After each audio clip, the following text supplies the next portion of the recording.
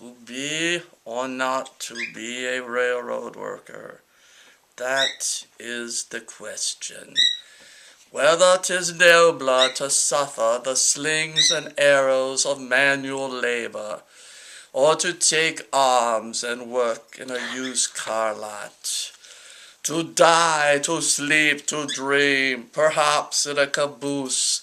Aye, there's the rub. For that in sleep what dreams may come. Out, out, brief flashlight!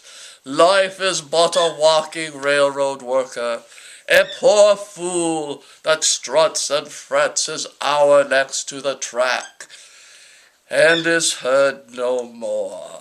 It is a tale interrupted by a train full of sound and fury, signifying nothing.